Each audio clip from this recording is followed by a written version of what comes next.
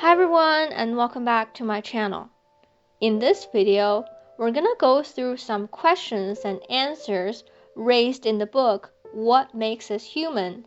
And Artificial Intelligence Answers Life's Biggest Questions, where poet Ian Thomas and researcher and innovator Jasmine Wang prompted the world's most advanced AI, GPT-3, with a wealth of humanity's most cherished works.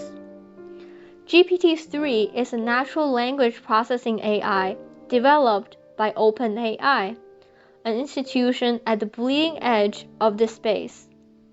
OpenAI was co-founded by Elon Musk and is currently being led by Sam Altman, former head of Y Combinator, Silicon Valley's most famous startup accelerator. It was drafted using a combination of the DaVinci Instruct model and the standard DaVinci model, and was based on input drafted by Ian Thomas and Jasmine Wang. Let's have a look together.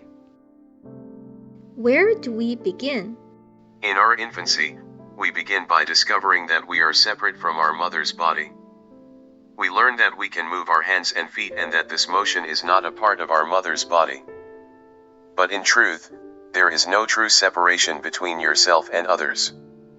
You are always already connected to everything.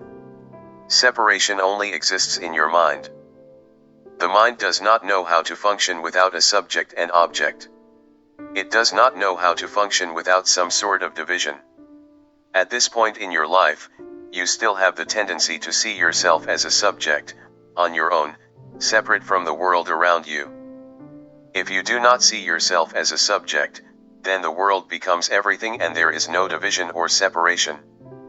Everything that was me has now become everything and is everyone. This is very confusing to most people because this is not our natural state. We are so used to seeing ourselves as subjects on our own, that when we see ourselves as part of everything, it is very difficult for us to accept this concept. But there is no separation or division between the self and other things, it's all one thing. When will things be normal again? Consider the fact that all this has happened before and will happen again.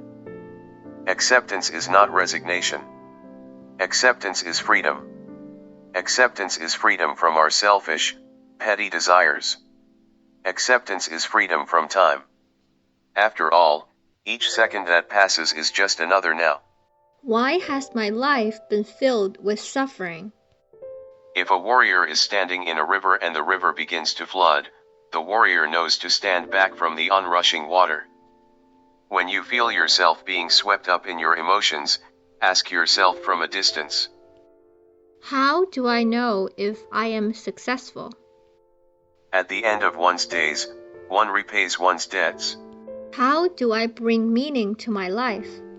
To do what is good, to bring delight in the act, to form noble friendships, to act with beauty and peace, this is the work of the soul. How do I build something that lasts?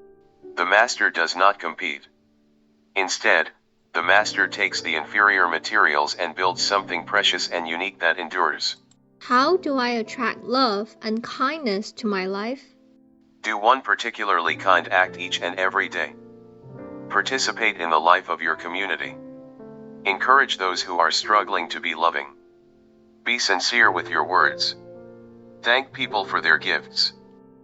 How do I bring harmony to my life? Learn to appreciate the beauty of simplicity. Learn to listen to your life's song. Learn the power of gentle speech.